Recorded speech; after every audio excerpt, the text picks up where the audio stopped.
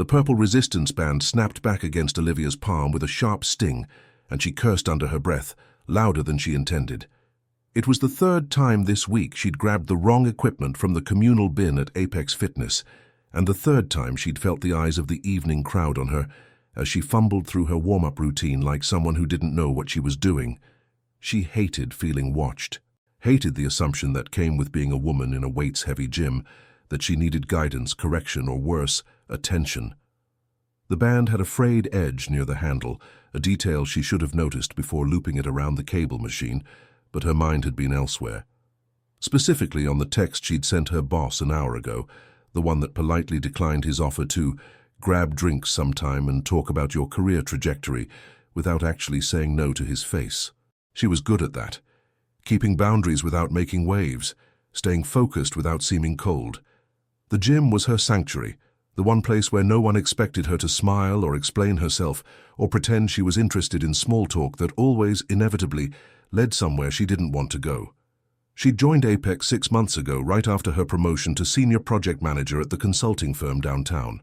It had felt like a reward she'd given herself, trading her old budget gym with the flickering fluorescent lights and broken lockers for this sleek downtown spot with floor-to-ceiling windows, eucalyptus-scented towels, and motivational quotes in neon cursive that said things like "stronger than yesterday" and "your only limit is you." The membership card was heavy, black plastic, with her name embossed in silver, Olivia Chen, and she kept it in the front pocket of her gym bag like a talisman. It reminded her that she'd earned this, the space, the time, the right to show up at 7 p.m. on a Wednesday and not owe anyone an explanation about why she was there, or what she was doing, or whether she needed help. She had a routine: treadmill for 10 minutes to warm up, resistance band work for mobility, then weights, compound lifts, carefully programmed, tracked in a worn notebook she'd been using for 2 years. She didn't deviate, didn't improvise. The structure was the point. But tonight, the gym felt different, crowded in a way that disrupted the usual rhythm. A new instructor was running a boot camp class in the open floor area near the windows, his voice cutting through the bass-heavy playlist with sharp, precise cues that made people move faster, push harder, dig deeper. Olivia didn't look directly at him, but she could feel the energy shift in the room, the way everyone seemed to orient toward his station like he was the sun, and they were planets caught in his gravitational pull. She told herself she didn't care, that it didn't matter who was leading what class or how many people were paying attention, but when she moved to set up her resistance band work, she found herself angling her mat so she wasn't facing his direction. Before we go any further, if you're watching this because you believe in second chances and the messy, complicated truth about first impressions, do me a favor and hit that subscribe button right now, seriously, and drop a comment below. Where are you watching from? I want to know if your team trust your gut or team give people a chance, because this story lives right in that tension, and I promise it's going to get messy before it gets clear. Olivia finished her warm-up and moved to the squat rack, loading the barbell with her usual weight. 135 pounds, 3 sets of 8. She liked the mechanical simplicity of lifting. Load the bar. Set your stance. Descend. Drive. Repeat. No negotiation, no ambiguity, no room for anyone else's opinion about whether you were doing it right. She was halfway through her second set, deep in the focused zone where nothing existed except her breathing and the weight, when she heard his voice behind her. Close. Too close. You're driving through your toes. Shift the weight back into your heels, or you're going to blow out your knees in 6 months. She didn't turn around. Didn't need to. The presumption in his tone told her everything she needed to know. Another gym bro who thought a certification and a clipboard gave him the right to critique strangers mid-set. She finished her rep, controlled and deliberate, then racked the bar with more force than necessary. She stepped back, grabbed her towel, and finally turned to face him. He was tall, maybe 6'2", with an athletic build that suggested years of disciplined training rather than genetic luck. He had dark skin, close-cropped hair, and the kind of calm, direct gaze that people probably mistook for confidence, but that Olivia recognized as something else. Assessment. He was studying her the way she studied project timelines, looking for inefficiencies, weak points, places to optimize. His name tag read Jordan Lead Trainer, and he held a tablet in one hand, swiping through what looked like client schedules or workout logs. "I'm good," Olivia said flatly, her tone designed to end the conversation before it started. "Thanks." She turned back to the rack, hoping he'd take the hint. Jordan tilted his head slightly, and for a second she thought he might push back, argue, mansplain the biomechanics of the squat to her like she hadn't been doing this for years. But instead, he just nodded. "Sure. Just thought you'd want to know before it becomes a problem. But you do you." He moved past her toward the cable station, already shifting his attention to the next thing, and Olivia felt a flicker of irritation that surprised her. Not because he'd corrected her. She could handle correction. She'd been corrected her entire career by men who knew less than she did. What irritated her was the dismissal, the way he'd offered his advice and then moved on so easily afterward, like her response didn't matter, like she didn't matter. She told herself it didn't. That she didn't care what some trainer thought about her form or her attitude or her decision to blow him off. But when she returned to the rack for her third set, she found herself adjusting her foot position, just slightly, pushing her weight back into her heels instead of letting it drift forward onto the balls of her feet. And she hated that she did it, hated that his comment had lodged itself in her brain, a small splinter of doubt in the architecture of her routine. When she finished the set, her knees felt better, more stable, and that made her hate it even more. Over the next 2 weeks, Jordan became an unavoidable presence. He worked the evening shifts, which overlapped perfectly with Olivia's schedule, and he had a way of being everywhere without seeming to try, correcting someone's deadlift with a light touch on their lower back to cue their spine, demonstrating a kettlebell swing with the kind of fluid power that made it look effortless, laughing with the front desk staff about something Olivia couldn't hear, but that made them all smile in that genuine way people smiled when they actually liked someone. He never approached her again, never offered more unsolicited advice, but she caught him watching once or twice. Not in a creepy way. Not in the way men usually watched her at the gym, eyes lingering too long on her body, assessing her for reasons that had nothing to do with fitness. This was different. Clinical.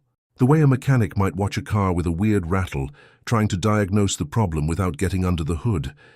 It made her self-conscious, which made her angry, which made her lift heavier than she probably should have. On a Thursday night, 2.5 weeks after their first interaction, Olivia loaded the bench press with 115 pounds, 10 pounds more than her usual working weight, and didn't ask for a spot. She'd done this weight before, but not recently, and not after a long day at work where she'd skipped lunch and run on coffee and spite. She unracked the bar, lowered it to her chest, and pushed. The bar moved halfway up and then stopped. Stuck. Her arms started to shake, and for a terrifying second she thought the bar was going to come down on her chest, crushing her sternum, turning her into one of those cautionary tales people told about ego lifting and stubbornness. Then Jordan was there, appearing out of nowhere, his hands under the bar, lifting it with one smooth motion and setting it back on the rack. His face was calm, but there was something sharp in his eyes. Concern, maybe, or frustration. "You okay?" he asked, stepping back to give her space. Olivia sat up, face burning with embarrassment and adrenaline. Her heart was pounding, and her hands were still shaking. "Fine," she said, hating how small her voice sounded. "I just miscounted. Thought I had one more rep in me." Jordan didn't smile, didn't make a joke to diffuse the tension. He just looked at her with that same assessing gaze and said, "You've been pushing too hard lately, I can tell. You're here 6 days a week, sometimes 7, and your form's getting sloppy. You're tired. And when you're tired, you make mistakes like that." He gestured to the bar. "You're lucky I was close. Another few seconds and you would have been in real trouble." The concern in his voice somehow made it worse, made it feel patronizing, even though Olivia knew logically that he was right. She had been pushing too hard, using the gym as a way to outrun the stress at work, the pressure of the promotion, the constant low-level anxiety that came from being a woman in a male-dominated field, where every mistake was magnified and every success was attributed to luck or charm or affirmative action. But she didn't want to hear it. Didn't want to be told she was doing it wrong by someone who didn't know her. didn't know what she was dealing with, didn't have any right to comment on her choices. "I didn't ask for your opinion," Olivia said, standing and grabbing her towel. Her voice came out sharper than she intended, loud enough that a few people nearby turned to look. "And I don't need a babysitter." Jordan's jaw tightened, and for the first time she saw a crack in his calm exterior. Frustration, yes, but something else too. Hurt, maybe. He stepped back, hands raised in a gesture that was half apology, half frustration. "Got it. My bad. I'll let you handle your own safety from now on." He walked away, and Olivia felt the eyes of nearby gym-goers on her, judging, speculating, forming opinions about what kind of person she was. Difficult, ungrateful, bitchy. She grabbed her bag and left early, the membership card feeling heavier than usual in her pocket, the purple resistance band, with the frayed edge still sitting in the communal bin where she'd left it. She almost switched her schedule. Almost started coming in the mornings, 5 a.m. instead of 7 p.m. just to avoid him. But that felt like retreat, and Olivia didn't retreat. She'd built her entire career on the principle of not backing down, not letting other people's opinions dictate her choices, not giving ground just because someone made her uncomfortable. So she returned Friday night, jaw set, prepared to ignore Jordan entirely and pretend their confrontation had never happened, only to find the gym in chaos. The main water line had burst somewhere in the building, flooding the locker rooms and half the cardio section. Staff members in maroon Apex Fitness polo shirts were redirecting members, setting up caution tape, offering complimentary access to the sister location 15 miles across town. The manager, a tired-looking woman named Patricia, was apologizing profusely to a cluster of annoyed members who'd driven through rush-hour traffic, only to find the gym unusable. Olivia stood in the lobby, gym bag in hand, trying to calculate whether it was worth the drive to the other location. She had a meeting at 8 a.m. the next morning, a presentation she was already underprepared for, and the thought of adding an extra hour of commuting to her night made her want to cry. She was about to leave when Jordan appeared beside her, tablet in hand, looking as calm and composed as ever despite the chaos. "Hey," he said, his voice neutral but not cold. "I know we're not exactly on good terms, but I'm running a small group outdoor workout tomorrow morning at Riverside Park, 6 a.m. Free session. It's part of a new community program Apex is piloting, trying to build connections outside the gym. You're welcome to join if you don't want to lose a workout day." Olivia studied him, looking for the angle. The catch, the hidden agenda that would explain why he was extending an olive branch after she'd been so rude. But his expression was neutral, professional, the same face he probably used with every client. "Why would you invite me?" she asked, unable to keep the suspicion out of her voice. "After what I said, after I was—" She trailed off, not sure how to finish the sentence. Jordan shrugged, a small, almost tired gesture. "Because you're consistent. You show up. That counts for something, even if we don't get along. And because I'm not an asshole, even if you think I am." The bluntness surprised her into a short, bitter laugh. "I'll think about it," she said, though she had absolutely no intention of going. But Saturday morning, Olivia woke at 5:30 to the sound of rain pattering against her bedroom window, restless and annoyed at herself for being awake, for caring, for even considering the invitation. She lay in bed for 10 minutes, staring at the ceiling, trying to talk herself out of it. She didn't owe Jordan anything, didn't need to prove anything, could easily skip one workout and use the time to prep for Monday's meeting. But the truth was, she didn't want to prep, didn't want to sit alone in her apartment, drinking bad coffee and rehearsing talking points that would probably get ignored anyway. So she got up, pulled on leggings and a rain jacket, and drove to Riverside Park through the empty pre-dawn streets, telling herself the entire way that this was a mistake. When she arrived, she found a small group of people gathered near the pavilion, maybe 8 in total, ranging from college-aged to middle-aged, stretching on yoga mats spread across the damp grass. The rain had stopped, leaving everything wet and fresh-smelling, the sky turning from black to deep grey as dawn approached. Jordan was setting up cones and resistance bands, his movements efficient and focused, and when he saw Olivia, he paused. Just for a second. Then he nodded once, acknowledging her presence without making a scene, and she felt a strange, unexpected relief, like she'd been bracing for judgment and found acceptance instead.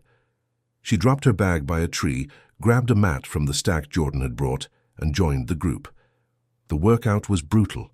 Jordan didn't go easy on them just because it was a free community session, or because the ground was wet, or because half the group was clearly still waking up. He ran them through a circuit of sprints, burpees, mountain climbers, plank holds that made Olivia's core scream in protest. But there was something about the outdoor setting, the cool morning air filling her lungs, the absence of mirrors and machines and performance, that changed the experience. It felt less transactional, more real. And Jordan was different here too. Still demanding, still precise with his cueing, but warmer. He joked with a woman struggling through walking lunges, offered modifications without making it seem like failure, demonstrated every movement alongside them, instead of just standing back and watching. When Olivia pushed through a particularly tough set of jump squats, her legs shaking with fatigue, he caught her eye and gave her a small, approving nod. It was such a minor thing, but it landed differently than she expected. After the session, people lingered, chatting and hydrating and complaining about sore muscles in that satisfied way people do after a hard workout.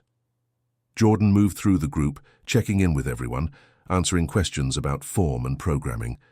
Olivia was packing her mat, preparing to slip away without having to make conversation, when Jordan approached, holding a shaker bottle filled with something green and vaguely threatening. "You did good today," he said. "Better form than I've seen from you at the gym. More control. Less ego." Olivia bristled instinctively, the compliment feeling like an insult in disguise. "Thanks, I guess," she said, her voice cool.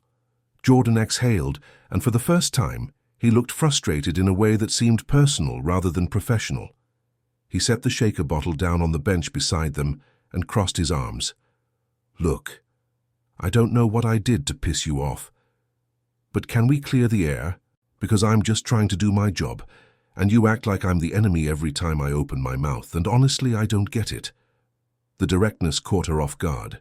She could have deflected, could have walked away, could have made some cutting remark that would have ended the conversation and preserved the distance between them. But something about the morning, the exhaustion, the endorphins, the weird intimacy of struggling through something hard with strangers, made her honest instead. "You don't piss me off," she said slowly, picking her words carefully.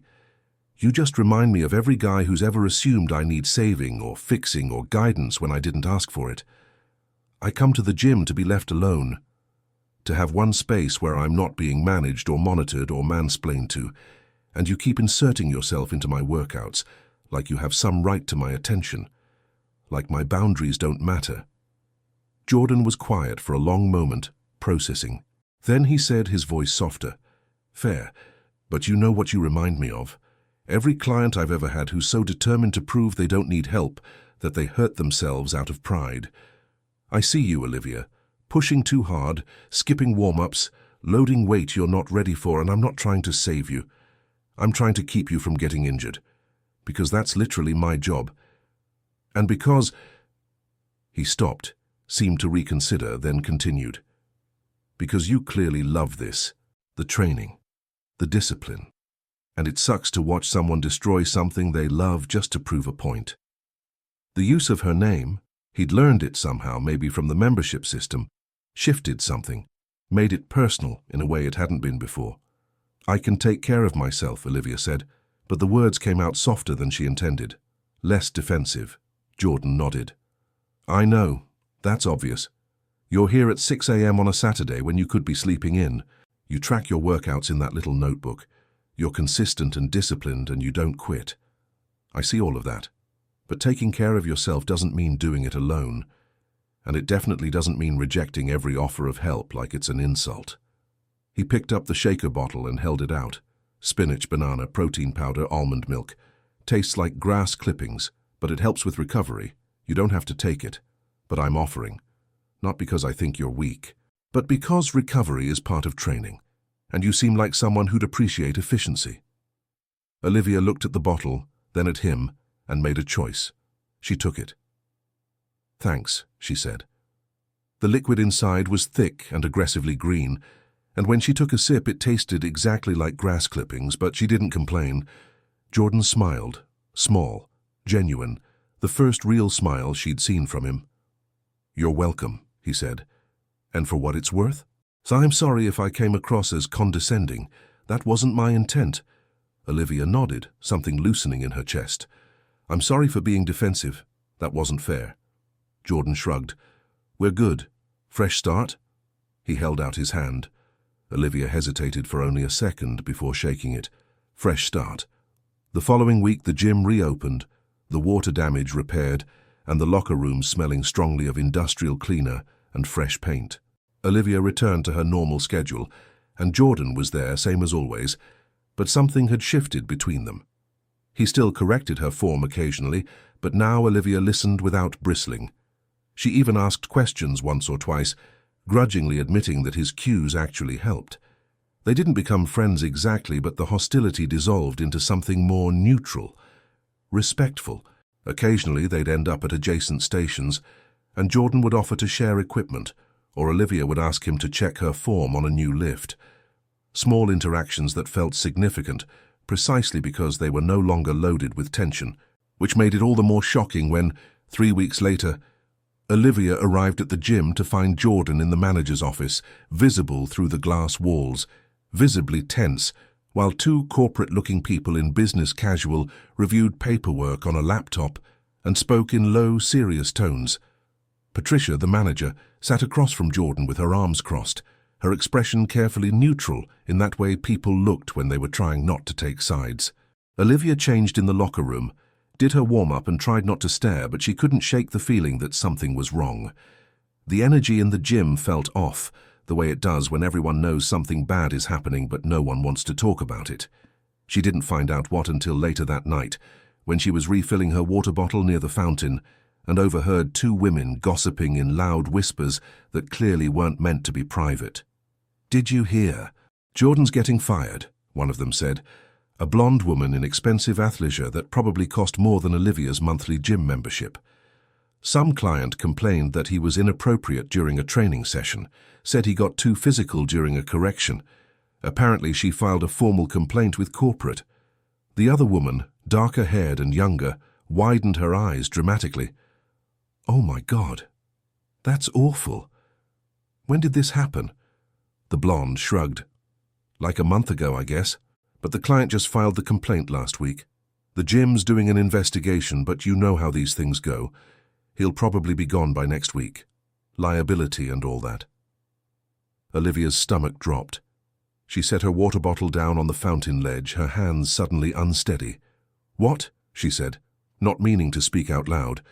Both women turned to look at her, and the blonde's expression shifted into something that looked almost gleeful, like she was thrilled to have a new audience. "You didn't know?" "Yeah, it's a whole thing. Apparently the client said he touched her without permission during a squat correction, made her uncomfortable, filed a formal harassment complaint." She lowered her voice conspiratorially. "Honestly, I'm not surprised. He's always been kind of intense, you know, very hands-on. Some women probably don't like that." Olivia felt anger flare hot in her chest. "That's not fair," she said, her voice sharper than she intended. "Jordan is professional. I've seen him work with dozens of clients. He's always respectful, always asks permission before correcting form. This doesn't sound right." The blonde raised her eyebrows, clearly enjoying the conflict. "I mean, I'm just telling you what I heard. The client wouldn't file a complaint if nothing happened, right?" Olivia wanted to argue, wanted to explain that people filed false complaints all the time for reasons that had nothing to do with truth. But the women were already walking away, moving on to the next piece of gossip, and Olivia was left standing alone by the water fountain, her workout forgotten. She thought about Jordan, about the way he'd offered help without strings, the way he'd invited her to that outdoor session even after she'd been rude, the way he'd corrected her squat form and then immediately backed off when she pushed back, respecting her boundary, even though he disagreed with her choice. She thought about how careful he was with physical cues, how he always demonstrated first and asked permission before touching anyone. And she thought about the purple resistance band with the frayed edge, the one she'd used 3 times before, finally noticing the flaw and replacing it. Sometimes the obvious explanation wasn't the right one. Sometimes the thing that seemed broken was actually fine, and the flaw was somewhere else entirely. That night, Olivia did something she rarely did. She pulled out her phone, opened the Apex Fitness membership app and started digging. The app had a lot of features most people never used: class schedules, trainer bios, nutrition tracking, but it also had a section for member feedback and incident reports. It wasn't supposed to be public, but the app's privacy settings were loose, and with a little searching, Olivia found what she was looking for. A complaint filed 6 weeks ago by a user identified only as Member 4782, claiming that trainer Jordan Bennett had made unwanted physical contact during a training session and created a hostile environment through aggressive coaching tactics. The complaint was vague, lacking specific dates, times, or concrete details, but it had triggered the formal investigation that was now threatening Jordan's job. Olivia read the complaint 3 times, looking for specifics. The user claimed the incident happened during an evening training session in early October, but didn't specify which day, didn't name witnesses, didn't provide any corroborating information, just a general accusation that felt more like a performance review complaint than a harassment claim. Something about it didn't sit right. Olivia opened her calendar app and cross-referenced the timeline. 6 weeks ago would have been the 2nd week of October. She'd been at the gym almost every night that week, and she distinctly remembered Jordan running the evening boot camp classes because that was when she'd first noticed him. If he'd been leading group classes, he couldn't have been doing one-on-one training at the same time. The timeline didn't match. She spent the next hour digging deeper, cross-referencing the gym's publicly posted class schedules with the complaint's vague timeline. Jordan had been scheduled for boot camp classes Monday, Wednesday, and Friday evenings in early October, 6 to 7:30 p.m. If the complaint claimed he'd been inappropriate during a one-on-one session during those hours, it was physically impossible. He'd been in front of 20 people, visible through the gym's glass walls, the entire time. Olivia screenshot the schedules, saved the complaint text, and tried to think through her next move. She could let it go.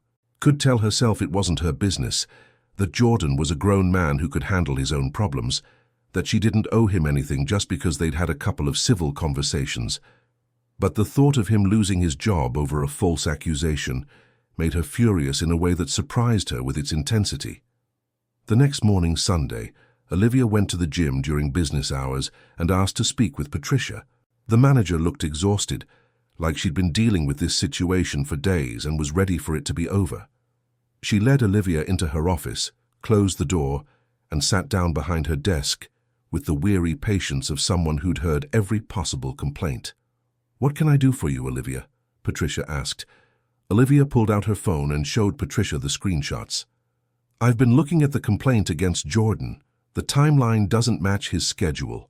The user claims the incident happened during an evening training session in early October, but Jordan was leading group classes during all the evening hours that week.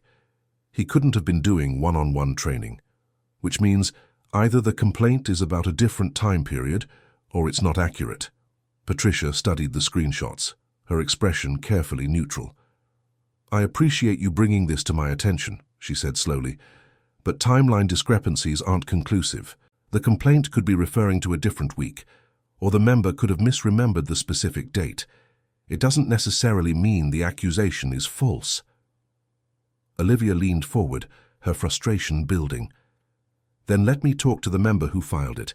If this is real, they should be willing to provide specifics, dates, times, witnesses, concrete details. A vague accusation shouldn't be enough to destroy someone's career." Patricia shook her head, her expression sympathetic but firm.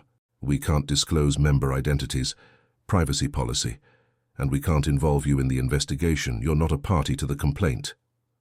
Olivia felt the helplessness rising, the same feeling she got every time institutional rules protected the wrong people while punishing the ones who actually deserved protection.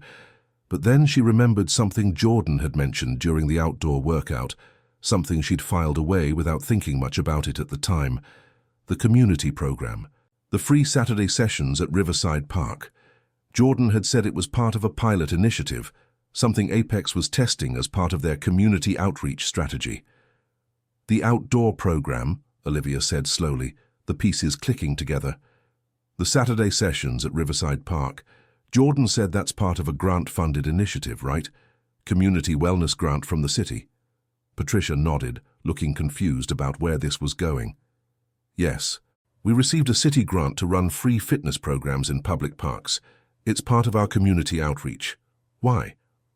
Public funding means public records, Olivia said, which means there's a log of which trainers led, which sessions, attendance records, participant waivers. If Jordan was leading outdoor sessions on Saturday mornings in October, and those sessions overlap with any of the time frames mentioned in the complaint, that's documented proof of where he was and what he was doing. That's not circumstantial, that's evidence. Patricia's expression shifted, and Olivia could see the gears turning. I'll look into it, she said, and this time there was something in her voice that sounded like actual intention. If there are attendance records that contradict the complaint timeline, that's relevant to the investigation. Thank you for bringing this to my attention. Olivia nodded and stood to leave. Then she turned back. Jordan's a good trainer. He's professional. He respects boundaries. Whatever this complaint is about, it's not because he did something wrong. Someone's either confused or lying, and he doesn't deserve to lose his job over it. 3 days later, Jordan was cleared. The investigation concluded that the complaint's timeline didn't align with any of Jordan's documented work hours, and further review of the outdoor program records showed that Jordan had been leading community sessions during several of the time periods mentioned in the vague complaint. Corporate also pulled security footage from the gym, which showed Jordan working with clients in full view of cameras during the evening hours in question, with no evidence of inappropriate behavior. The complaint was dismissed as either a case of mistaken identity or a fabricated accusation, and while the gym couldn't legally determine which, they issued a formal apology to Jordan and reinstated him with full back pay for the days he'd been suspended during the investigation. But something had changed in Jordan. Olivia saw it the first night he returned to work. He was quieter than before, more careful. The easy warmth he'd shown during the outdoor sessions was replaced by a professional guardedness that made Olivia ache in a way she didn't fully understand. He still did his job, still corrected form, still led classes, still interacted with members, but there was a wall now, a distance, like he'd learned the hard way that kindness and professionalism weren't enough to protect you from accusations that could destroy your career in a matter of days. She wanted to say something, to acknowledge what had happened, but every time she saw him he seemed busy, occupied, unreachable. So she kept her distance and tried not to think about how much she missed the version of him who smiled easily and offered terrible green smoothies without expecting anything in return. A week after Jordan's reinstatement, Olivia stayed late at the gym, working through a particularly frustrating shoulder workout. She was tired, her form was sloppy, and she kept missing reps she should have been able to hit. By the time she finished, it was almost 10 p.m. and the gym was nearly empty. She was packing her bag in the locker room when she came back out to the parking lot and saw Jordan sitting in his car, engine off, staring at his phone with an expression that looked equal parts exhausted and defeated. She hesitated for only a second before walking over and knocking on his window. He looked up, surprised, and rolled it down. "Hey," he said. His voice was flat, tired. "Hey," Olivia replied. "I heard they cleared you. That's good." Jordan nodded, but his expression didn't change. "Yeah, thanks to you, apparently. Patricia told me you pushed for the timeline review, that you were the one who figured out the schedule discrepancy." Olivia shrugged, suddenly self-conscious. It wasn't right, what they were doing to you. "I just pointed out the obvious." Jordan was quiet for a long moment, and when he spoke again, his voice was softer. "Why'd you do it?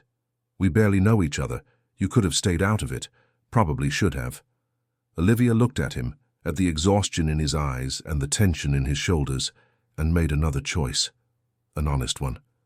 "Because you were right about me. I've been so determined to prove I don't need anyone that I've been an asshole to people who were just trying to help. And you didn't deserve what happened. You were professional.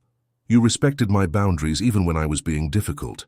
So when I saw them trying to destroy your career over a lie, I couldn't just stand by and let it happen.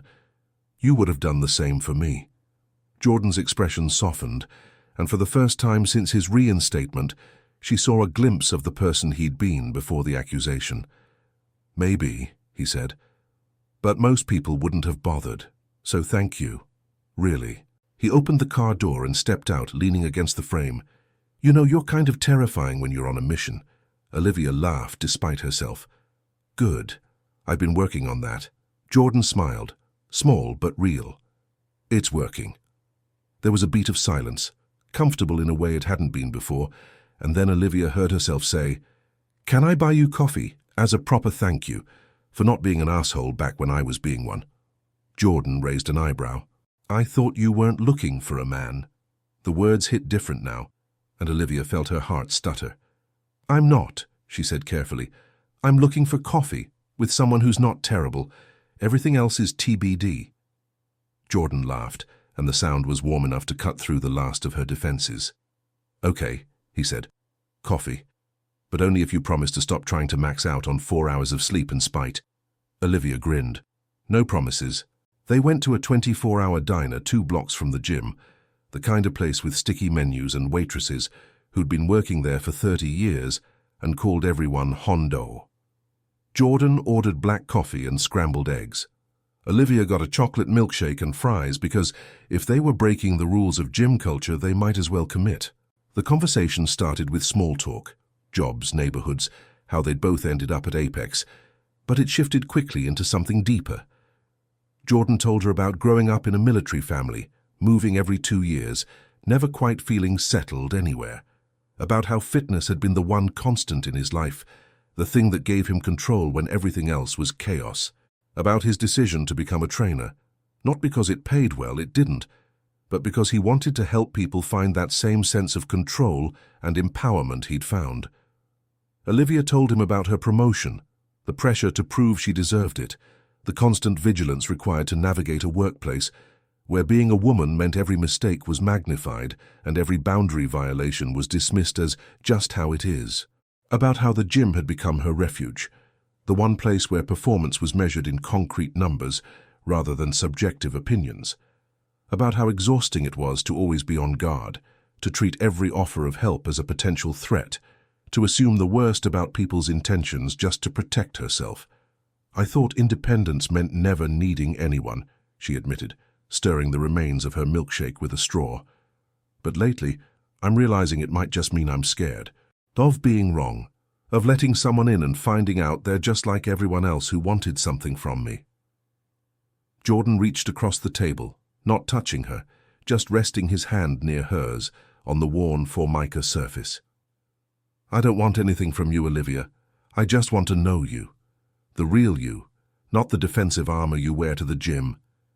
It was the simplest thing he could have said, and the most devastating. Olivia looked at his hand, rough and calloused from years of lifting, then at his face open and honest in a way that made her want to believe him. "What if I don't know how?" she asked quietly. "What if I'm so used to the armor that I don't know who I am without it?" Jordan's voice was steady. "Then we figure it out together. No pressure, no expectations. Just 2 people trying to be honest." Olivia felt something crack open inside her, some ancient defense finally giving way. "Okay," she said. "I'd like that." They stayed at the diner until almost 2 a.m., talking until the words ran out, and all that was left was the comfortable silence of 2 people who'd stopped performing and started connecting. When Jordan dropped her off at her apartment, Olivia almost invited him up. Almost. But the fear was still there, a small, persistent voice reminding her that vulnerability had a cost, that every time she'd let someone in, she'd regretted it. So instead she said, "Thank you for tonight, for not making this weird." Jordan smiled, understanding more than she'd said. It was definitely weird, but in a good way. He hesitated, then added, "Can I text you sometime? Outside of gym stuff?" Olivia felt her pulse quicken in a way that had nothing to do with cardio. "Yeah," she said. "I'd like that." Jordan pulled out his phone, and Olivia gave him her number, watching as he saved it under her name with a small purple emoji next to it. "A resistance band. Seemed fitting," he explained when he saw her looking. "First thing I ever saw you use, and you're kind of like that band. Strong, resilient, a little frayed around the edges, but functional." Olivia laughed, surprised by how much the observation pleased her. "That's either a compliment or an insult, I'm not sure which." Jordan grinned. "Definitely a compliment." As Olivia walked up to her apartment, she felt lighter than she had in months, like some weight she'd been carrying for years had finally started to lift. And when she got inside and checked her phone, there was already a message from Jordan waiting. Just 3 words. "Thanks for tonight," Olivia typed back without overthinking it. "Same, sleep well." His response came immediately. "You too, Purple Band Girl." She fell asleep, smiling. The texts started the next day and quickly became a constant thread running through Olivia's life. Small things at first. Jordan sending her a meme about gym etiquette. Someone curling in the squat rack with the caption, "Crimes Against Fitness."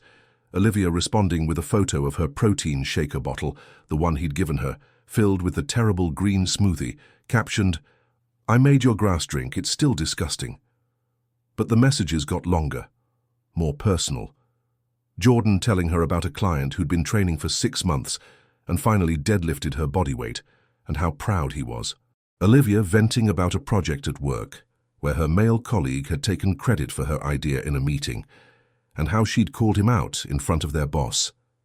They texted through lunch breaks and late nights, during commutes and slow moments at work, building a constant low-level connection that made Olivia realize how much she'd been craving exactly this without knowing. She started looking forward to his messages, the way she used to look forward to her evening workouts, as a break from the noise, a moment of clarity in the chaos. And when a day passed without hearing from him, she felt the absence like a missed step on a familiar path, a rhythm disrupted. It should have scared her how quickly she'd gotten used to him, but somehow it didn't. 2 weeks after the diner, Jordan invited her to another outdoor workout, this time at a different park on the other side of the city. The session was scheduled for Sunday morning, 6 a.m., and Olivia said yes without hesitation. The group was smaller this time, just 4 people besides herself and Jordan, and he pushed them harder, adding hill sprints and partner drills that required trust and communication. Olivia ended up paired with Jordan for the final circuit, a series of exercises where one person worked while the other rested, then switched. They stumbled through clumsy high fives and mistimed transitions, and Olivia found herself laughing in a way that felt completely unguarded. When they finished, both of them breathless and sweating despite the cool morning air, Jordan looked at her with an expression she couldn't quite read. "What?" Olivia asked, suddenly self-conscious. Jordan smiled. "You're different, lighter, like you're not carrying as much weight." Olivia wanted to deflect, to make a joke, to protect herself with humor, but she didn't. "I feel different," she admitted, "like maybe the weight was optional all along, and I just didn't know it." Jordan nodded, understanding without needing more explanation. They were both quiet for a moment, catching their breath, and then Jordan said, "You want to grab breakfast? Real breakfast? Not diner food at midnight?" Olivia smiled. "I'd love that." They went to a place that specialized in overpriced avocado toast and artisanal coffee, the kind of restaurant Olivia usually avoided because it felt too trendy, too performative. But with Jordan, it didn't matter. They ordered too much food, shared plates, debated whether oat milk was a legitimate coffee choice or a crime against nature, and somewhere between the first sip of latte and the last bite of sweet potato hash, Olivia realized she was falling for him. Not in the dramatic, cinematic way people talked about in movies, but in the quiet, terrifying way that meant it mattered. That he mattered. That losing this, losing him, would actually hurt. And for someone who'd spent years building walls specifically to avoid that kind of vulnerability, that realization was the scariest thing she'd experienced in a long time. Over the next month, they fell into a rhythm that felt both natural and surreal. Gym sessions where they worked out near each other without making it obvious, exchanging small smiles and inside jokes that no one else understood. Late-night text conversations that stretched into early morning, where they shared things they'd never told anyone else.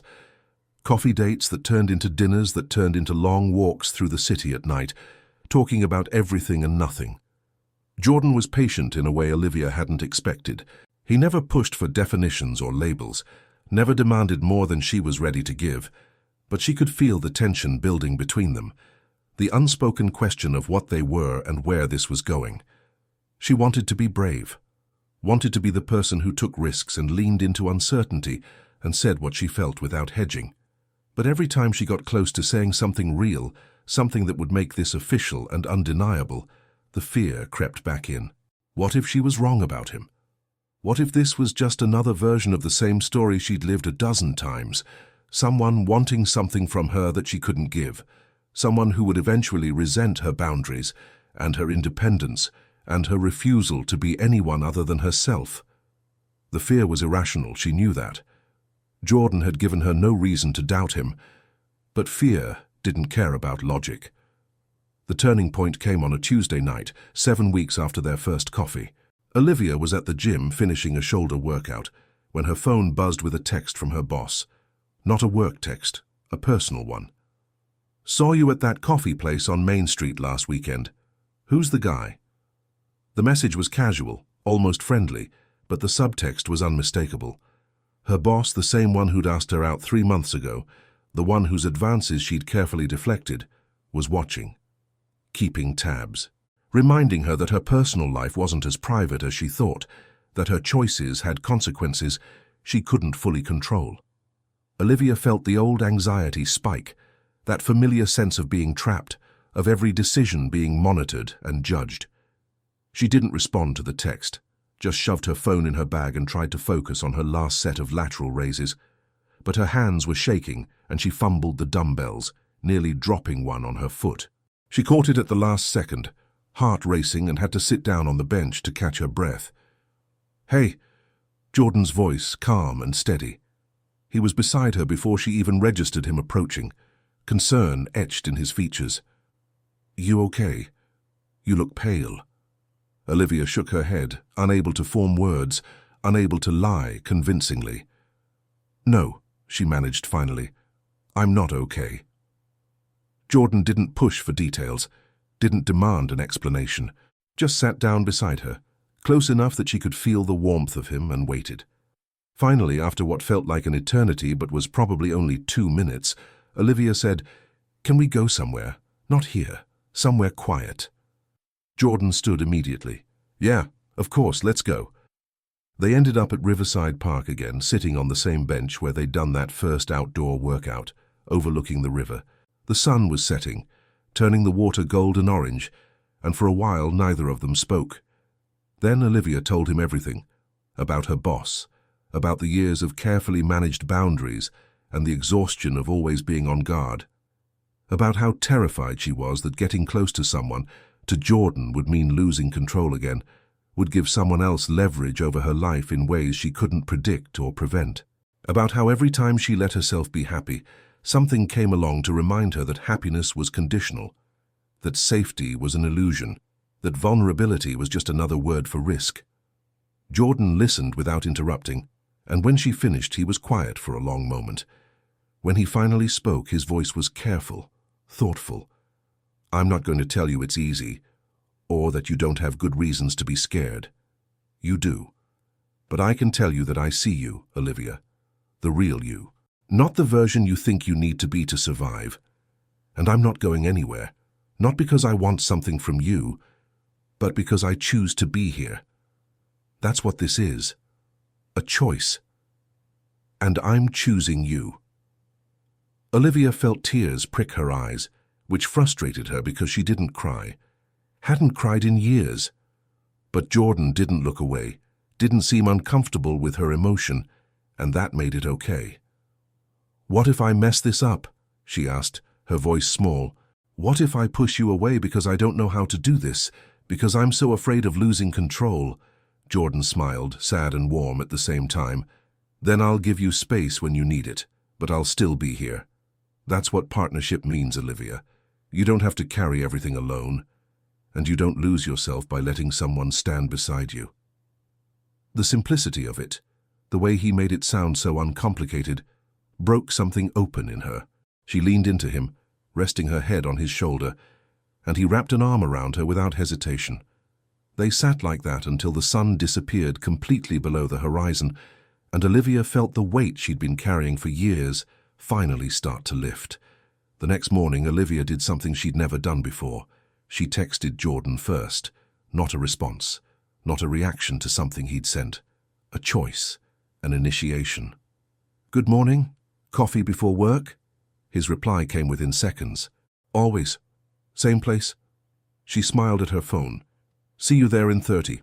When they met at the cafe, Olivia didn't sit across from Jordan like she usually did.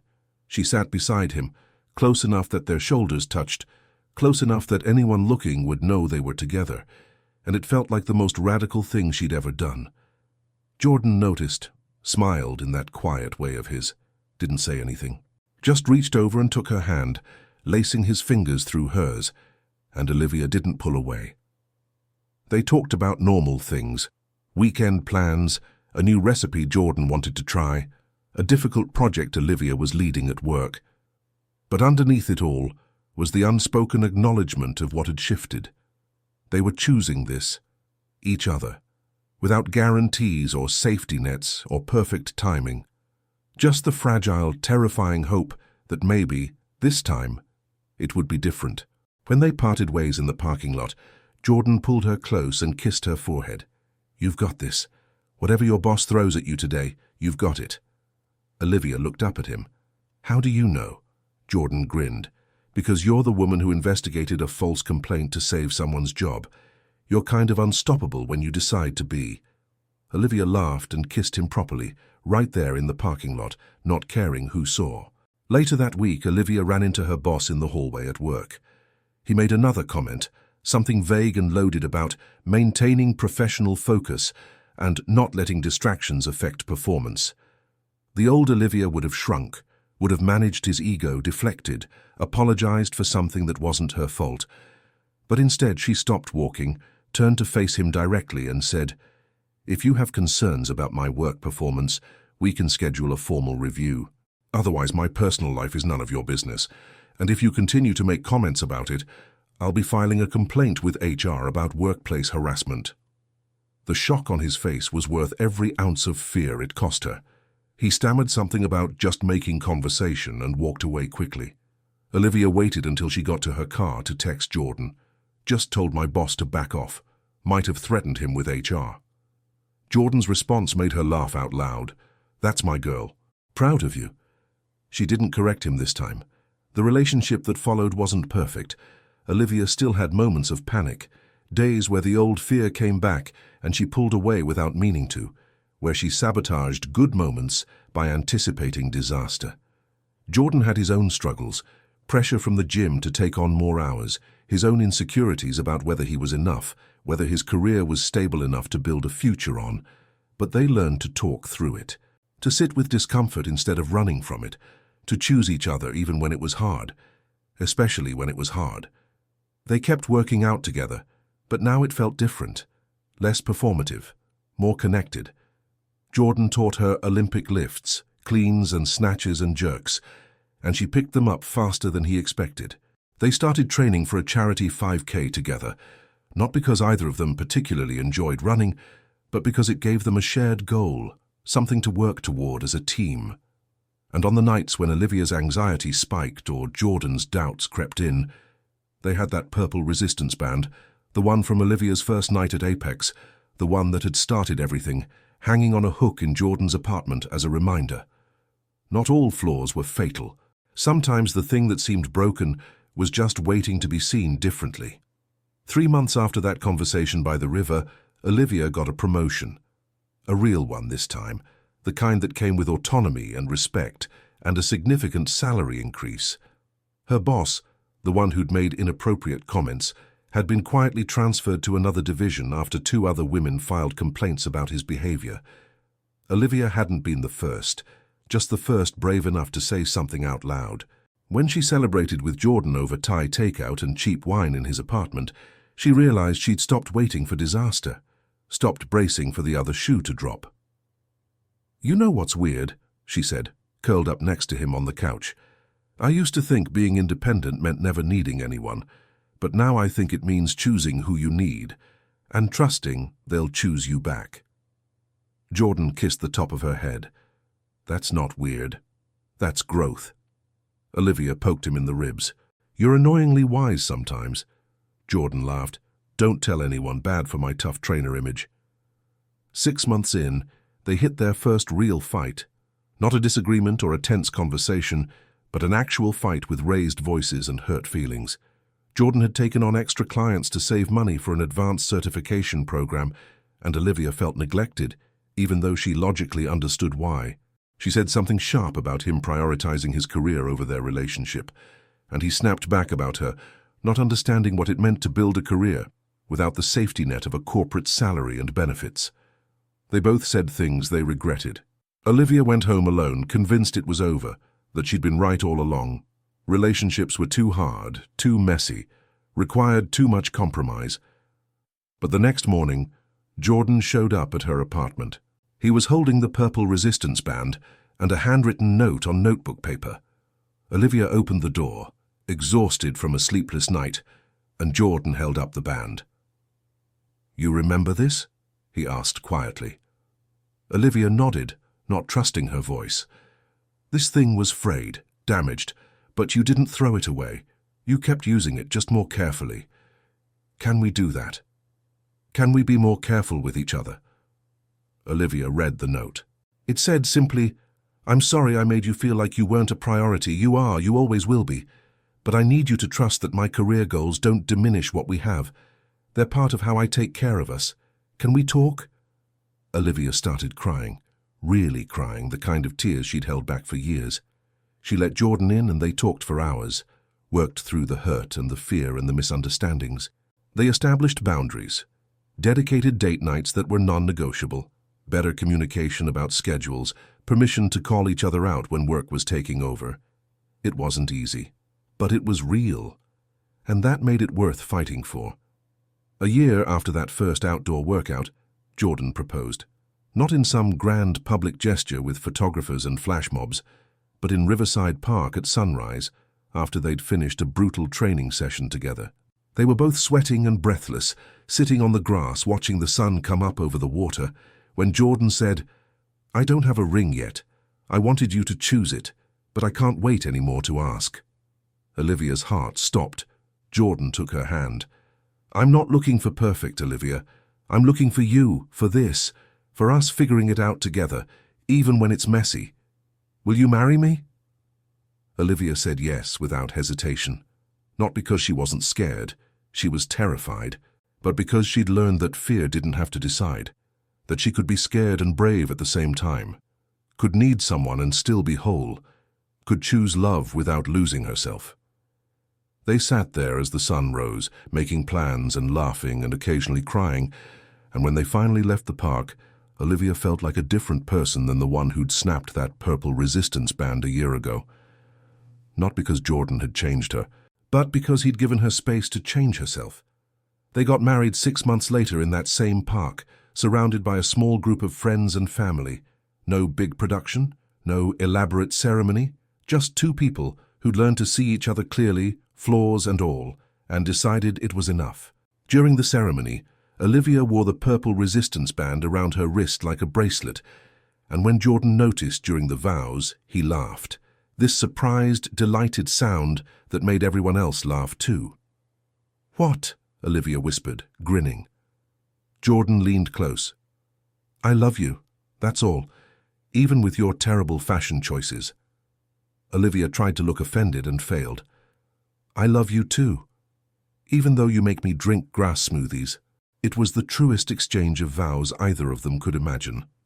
Now, nearly 2 years into their marriage, Olivia still goes to Apex Fitness, though less obsessively than before.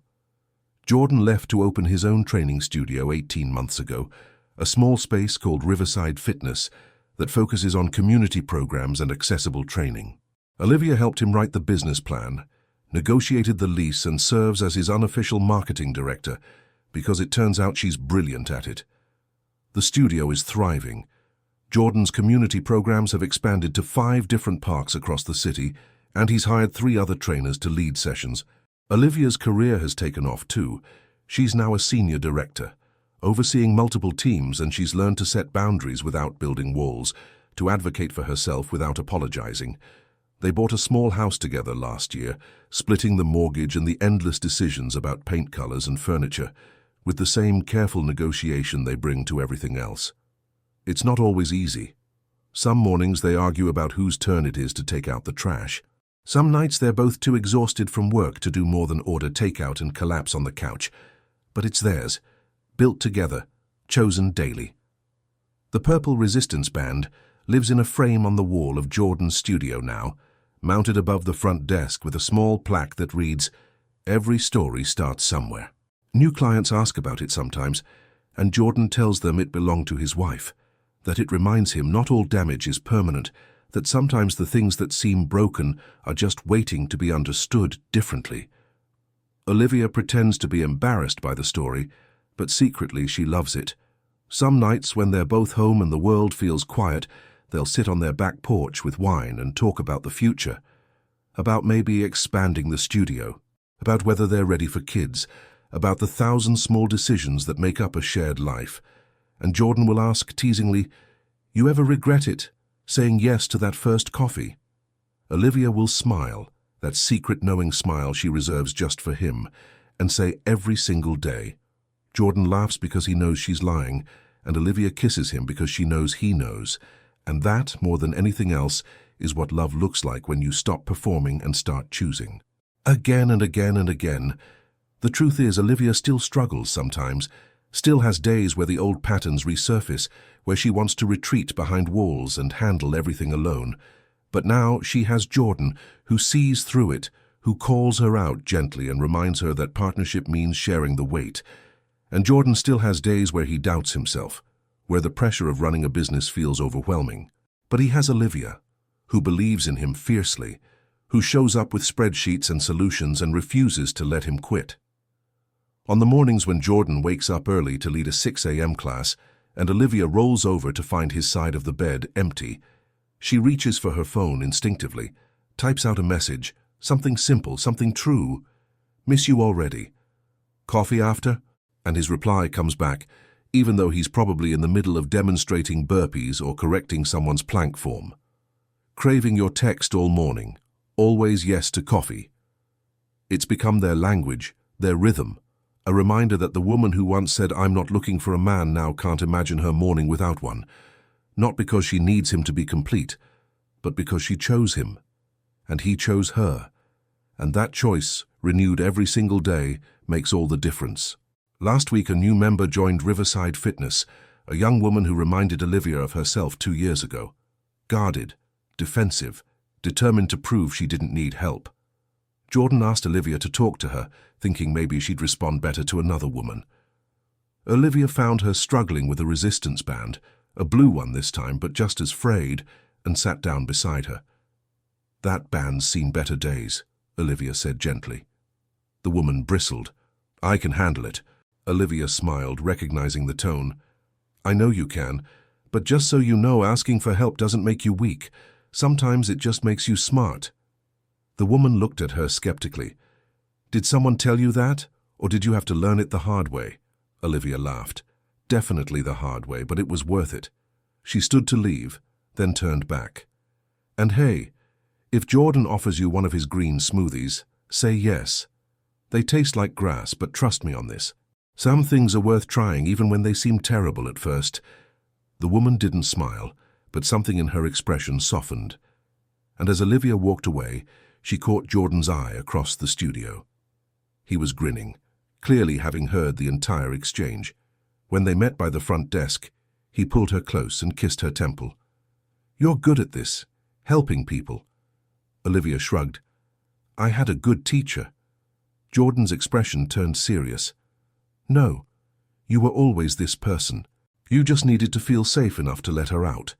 It was the most romantic thing he'd ever said to her, and the truest.